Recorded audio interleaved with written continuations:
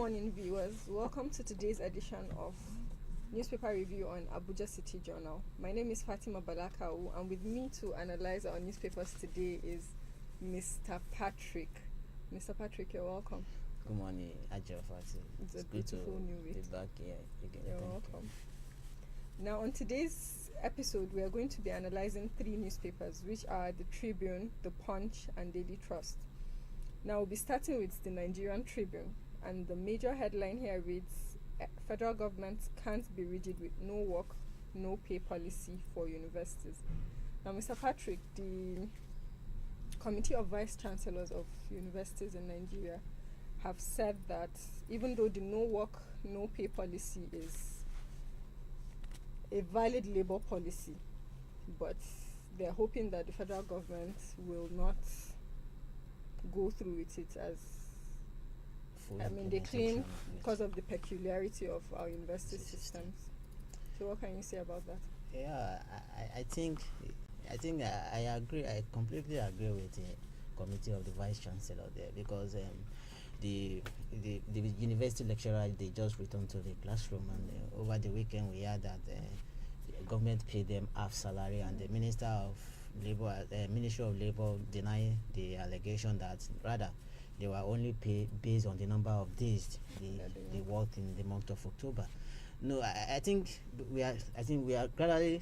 I think they just resumed about 2 weeks ago. So now that sanity is about to return to the system, we are having this issue.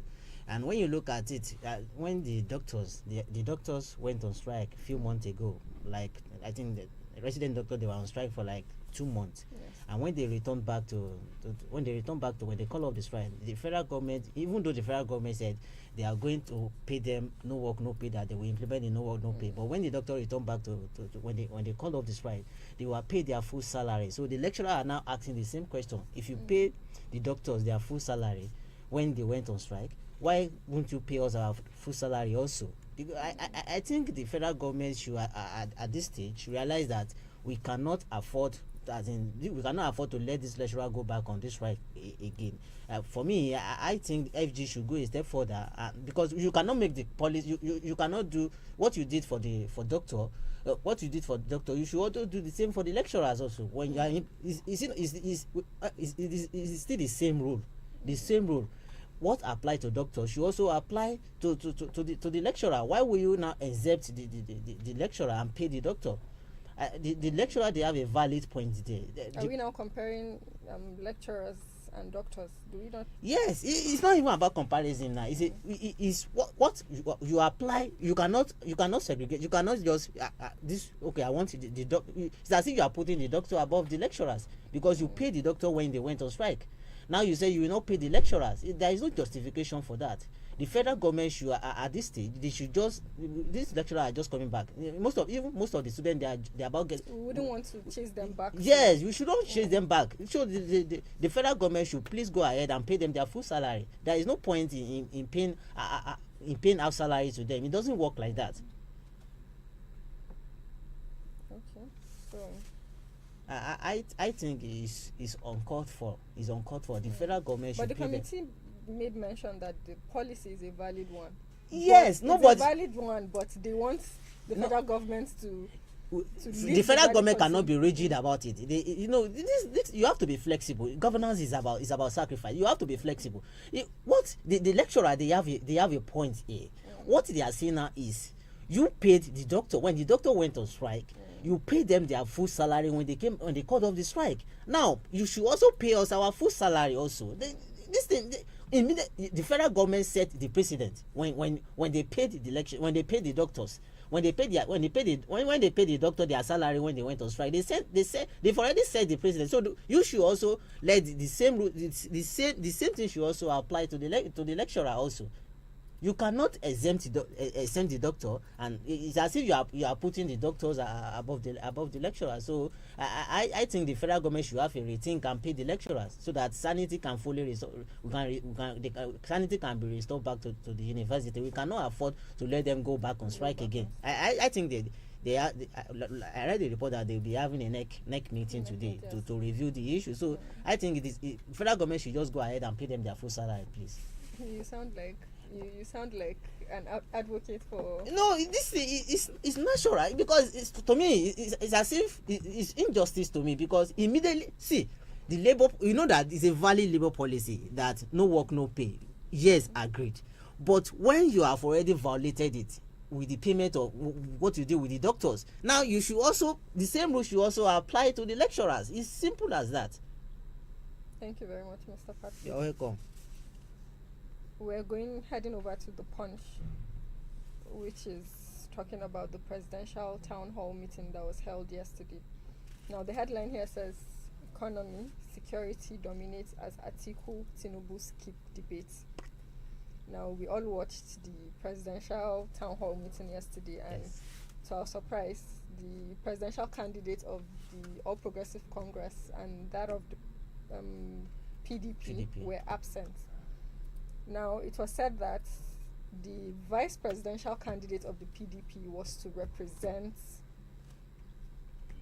Alhaji Atiku candidate. Abubakar, Yeah. and the whole crowd were against that representation. Now, what message does that send? I think I think, you know, the last time I was here, I talked about the unseriousness of our politicians. See, the election is about 3 months from now, and then in any serious candidate should not skip, as in miss that opportunity of engaging Nigerians. See what happened yesterday. The two leading candidates, you know, all eyes were on them that they will attend the town hall debate, and behold, none of them show up. Instead, the PDP presidential candidate sent the vice presidential candidate. Even the APC candidate did not even no representation from the APC. So it speaks the volume, the level of unseriousness in a Senate climb to say, you know, this town hall debate, as in this town, the amount of energy that this candidate they put in this town hall debate is you will even see it in them. Even in United States, where we copy our own version of democracy from, even before they emerge, before they emerge as candidate of their respective party, when they were still aspirant, you will see the level of engagement. As in the various aspirants will be holding a town hall meeting, as in engaging the party member on the need to why they should be the candidate of their respective party. But here it's as if we don't take those engagements serious here. As in, we don't take debate serious, we don't take town hall meeting serious. The only thing that our politicians take serious is organizing a big rally, screaming, saying unnecessary things. I think it was unfortunate yesterday that the two leading candidates, they missed the opportunity of engaging Nigerians, because in that town meeting we have, as in, it's about intellectual discourse that where Nigeria were expecting. They want to hear their program, their manifesto. They want to scrutinize them. They want to ask questions, but it's as if they don't care. But fortunately for those who attended the town hall meeting yesterday, the likes of Peter Obi, Rabi Musa Kwankwaso, and Mr. Kola Abiola, you can see the engagement. You can see we can now assess those who attended yesterday. We can assess them based on what they said yesterday, and Nigerian can now say that this is what you said when you attended the town hall meeting.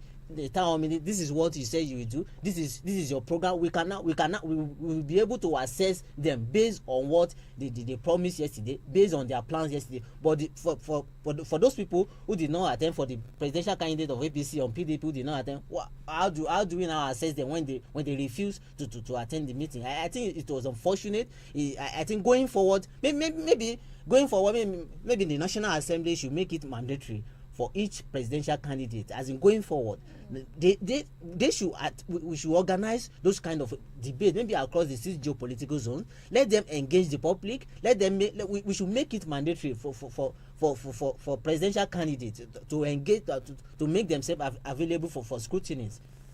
But a lot of these presidential candidates have gotten away with not attending debates, presidential debates. Yes.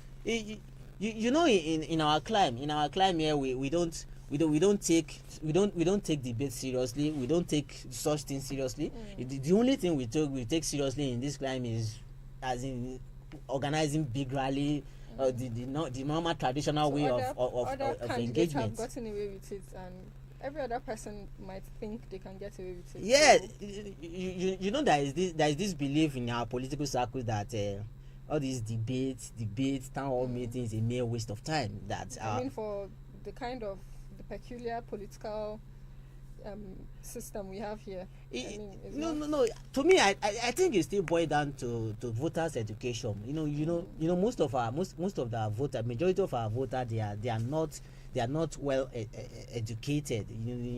Maybe those people, the people in the rural settings, or maybe the politicians are looking at how many people we even, okay, like yesterday now, when the program was ongoing. As in, there are several homes where they will not even have access to electricity, where you, as in, no access to no internet. As how many people even watch the program? So maybe the politicians are looking at how many people will even watch the program. Maybe majority is only the people in the urban centers. they Maybe, undermine the importance of that will watch the program. Maybe they want their message to center on the people in the rural setting. Maybe they were also thinking of engaging them one by one, having a personal interaction with them. Maybe that was their reason why. Maybe that was the reason why they are not taking town hall debate seriously. But I think, for me, even if it is only few of us that have access to the internet, as in they should also come out and tell us, because it is what you tell, it is what I hear from you, that I will tell the people that are close to him that this is what this person wants to do, this is what this person wants to do. Why can't you vote for him? Because if you did not talk, if you not engage us, how will I know how will people know your programs? How will they scrutinize you? Like I said earlier, going forward, the National Assembly should make it mandatory for prospective presidential candidates, even governorship candidates. They should make it mandatory for them to attend public debate. Make it necessary, make it compulsory for them to attend town hall meetings, so that people can assess them, scrutinize them, and ask questions. Now, the presidential candidate of the All Progressive Congress, Asiwaju Ahmed Bola Tinubu, mentioned that he had fixed engagement with Mina farmers before the invitation of the town hall meeting came in. So that was the reason for his absence. That, to me, I think that was just a political statement, because this is not the first time that Asiwaju will miss such opportunity. As for a couple of times now, he has missed. Well, I remember during the ICANN meeting, during the ICANN conference, the Institute of Chartered Accountants of Nigeria, they had a conference in Lagos sometimes last month. All the leading presidential candidates were invited. Asiwaju he couldn't attend also. I also remember the NBA conference where he missed the opportunity also. So this is not the first time he will be missing such. Even some Nigerians were not even expecting him to attend in the first place, because they were used to that excuse. But it still boils down to one thing. See, in our climate, our politicians, they always take us for granted, because what does it take for a presidential candidate to come out and engage his people, the people that he wants to lead? What does it take? What's the fuse about? Why are we even making it a news headline, for God's sake, that if presidential candidate will come outside and tell and engage his people, and engage the people that he said he promised to lead? You want to lead us? We must ask questions. We must ask you questions, because it's you that say you want to lead. We must scrutinize you. We must look at your plans, your policy, your manifestos. Why? It still boils down to one thing. You are the one that designed. You are the one that put the manifestos together. That you said, this is what I want to implement if I become president. So why are you not afraid to let us speak on what you said you want to do? Why are you afraid to speak about your plan? Let us see your plan. This is your plan. Okay, let us ask questions. How do you want to achieve this? How do you want to go about this? Why are you afraid? Why are you afraid of facing the public? So I don't know. The excuse coming from APC presidential candidate is, to me, is just a political statement. If the engagement in Mina yesterday, if you said the engagement in Mina even the engagement in Mina is today.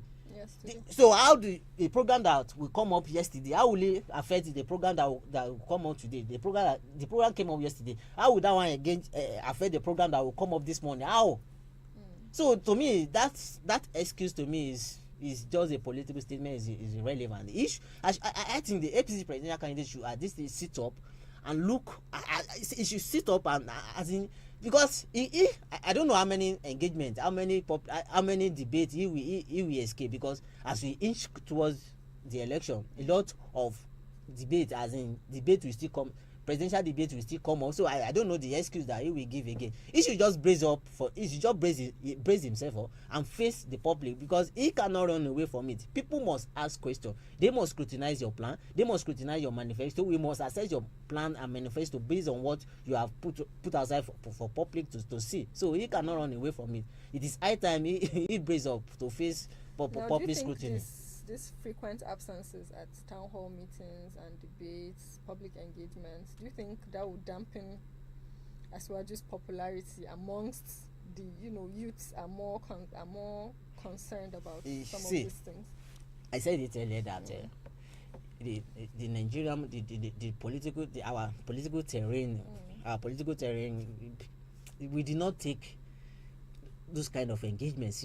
Our politicians seem, it is recently that people are now looking towards the direction of political debate, town hall meeting. See, our traditional way of doing politics is not about engagement, as in all what our people believe in is the campaign. People want to see crowd in your rally. They want to see people in your rally dancing, throwing tantrums at each other. Those are the normal campaign. Those are what people want, as in those are what attract people. Those are what our politicians are looking forward to. They don't take this campaign, as in this town hall meeting, serious. That it is just recently that people are now looking at the direction of town hall meeting. Maybe going forward, as maybe during the next election cycle, maybe as in the tempo will be gradually changing. But now, Asiwaju will not see. Inside, as in, I don't think it has to do, it will do anything to his morale, as in damping. I don't think so, because he will be looking at the bigger picture, like what I just said. People are in the village, people that are in the village, people that they don't, real voters, they are the traditional voters. They don't even care. They don't care about what Asiwaju. Most of them did not even know that town hall meeting were held yesterday. Most of them did not even know. No, how would they know? So these are what some of our politicians focus on, that how many people in the village would they even so. But going forward, the voters' awareness now, the election, as in the voters' education, the awareness is gradually changing. Maybe going forward, the town hall meeting and debate, all those things will begin to have appreciable impact on our politics going forward. But for now, I don't think it will do so much damage to his campaign. So still on the presidential town hall meeting. Now, the presidential aspirants of the NNPP and the Labour Party all talked about solutions that they intend to bring in the economy and security. Now, what is your assessment on some of these solutions that they intend to prefer? Yeah, I think for the first time I was pleased with Peter Obi yesterday. He spoke very well. I think he did fantastic very well yesterday. But it is another thing to talk, as in to make your plan. It's another thing to implement those things that you've said. Rabiu Musa Kwankwaso yesterday also, he did fantastic. As he was precise yesterday. As he did very well. Even what's this? Kola Abiola, the presidential candidate of I forgot the name of People's PRP. He also did very well. Even Okowa too.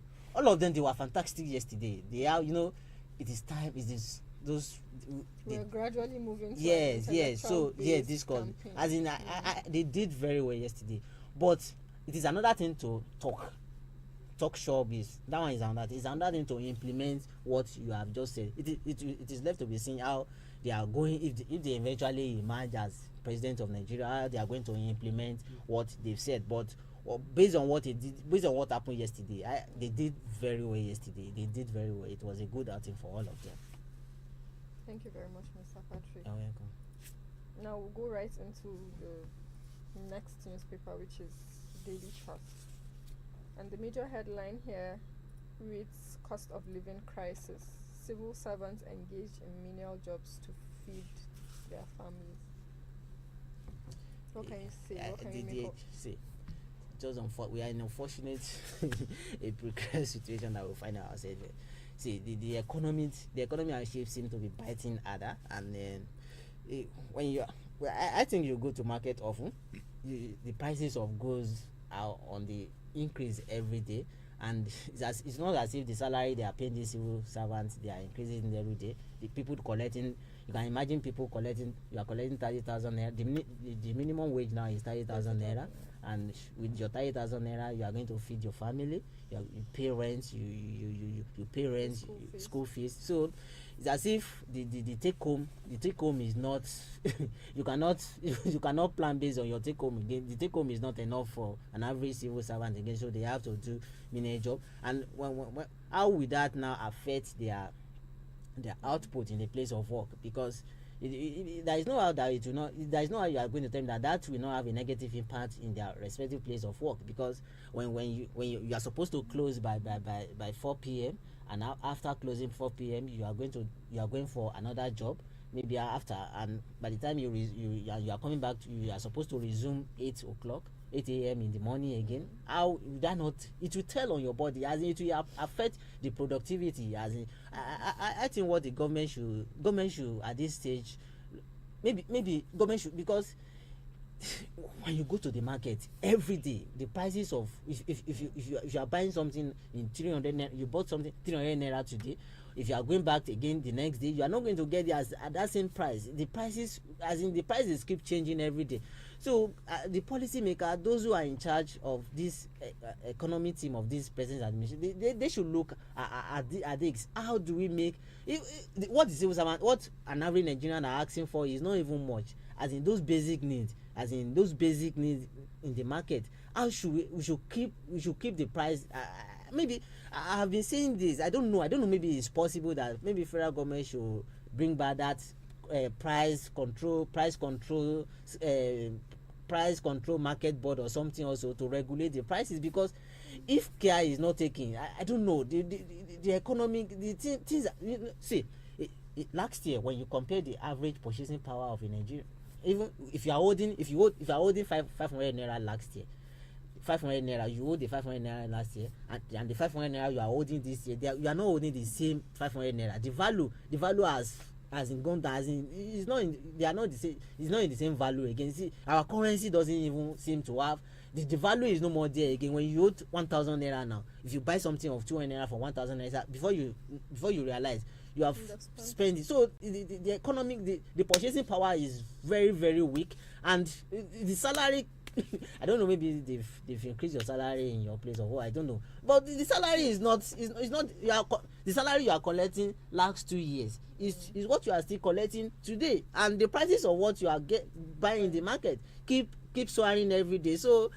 government should do something. Nigeria are not finding it difficult. They are not finding it easy. Rather, they are not finding it easy. People are really facing the economy hardship is really biting at. And if government did not look at it, it's going to affect the production also. It's going to affect the output of this worker, because there is no way you will combine 2-3 work. You are doing manual job, you are doing 2-3 work together, and it will not tell on your body, it will not tell on the productivity.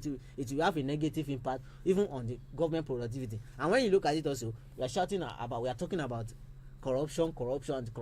If we did not take care of these workers, if their needs are not met, they are going to, there's no way you are going to fight corruption if you don't meet their need. Because people will look for way on how they will explore other way on how they are going to feed their family. So we have to deal with, maybe can government also increase the salary again? The last increment they made was 4 years ago, I think, when they increased it to 30,000 naira. But beyond increment of salary, I think that we should also go a step further. Maybe they should introduce that price regulatory board or something like that to control the prices of goods in the market. Because we cannot continue like this. The value of our currency is on the down, is going down every day, and the purchasing power is weak, and people have to find something. You have to explore way on how you are going to feed your family. So government should do something in that direction. Thank you very much, Mr. Patrick. Now, on the same Daily Trust economists are worried over budget deficit and naira redesign. Now, they've urged CBN, to the Central Bank of Nigeria, to deepen a form of enlightenment to Nigerians on the gains of the currency redesign. What can you say about I was that? On Friday. We talked about this currency redesigning and the impact, maybe positive and the negative. I think beyond the mere redesigning of naira, beyond the it's just a redesign, it's still the same currency, the same. What will an average Nigerian benefit from it beyond the mere redesigning and exchange of old notes to new? What are we going to benefit? Will it add more value to the currency? Will it, are we going to have more money in circulation like before? As in, these are the most important things that people are looking forward to. Maybe with the new currency, we have a more valuable naira. The currency will be more valuable. It will have a positive impact on the economy. But if it's just a mere redesigning, nothing changes. That means it's as if we are still in the same cycle. Nothing. But beyond that, we should be looking at how will it impact the economy positively. Because if you look at since CBN made that announcement last week that a new currency will be in circulation by December 15, it's as if the people, as in the naira and to dollar, it's as if the naira to dollar, it's as if they were waiting for that announcement. You could see how the exchange, as in a dollar to naira now is about closing 900 naira something. So and before the announcement, it was the naira to dollar was here. See, you had 750, 780 before, but immediately CBN made that announcement. It's as if the thing the value of naira keep going down. So I don't know what. But I said it on this program. On Friday that maybe the CBN should have waited till after the election. Maybe but I don't know, because it's as if people, all those money that they've stashed at home now. I watched a video. Last 2 days ago. Do you know that people stash when Oceanic Bank, when Oceanic Bank, that was maybe, was it not 6-7 years ago, that was Oceanic Bank was closed down. People are still having the stamp of Oceanic. It speaks the volume of, as in how Nigerians behave. Why will you stash 7 years? In your analysis, it looks like there will be more money in circulation. Yes, due to the currency redesign. Yes, there will be more money in circulation because people will bring those money outside. CBN, EFCC chairman was even saying that some governors that they stash money at home, that they are planning to pay over the counter so that they will not get the money into the banking system. As in, people will explore way on how they are going to move those money outside. So it remains to be seen how this policy will impact the economy, maybe negative or positive, but we are hoping for positive impact. Thank you very much, Mr. Patrick. Unfortunately, we're out of time and would have to go. Thank you. Thank you so much for tuning in to today's episode of Newspaper Review.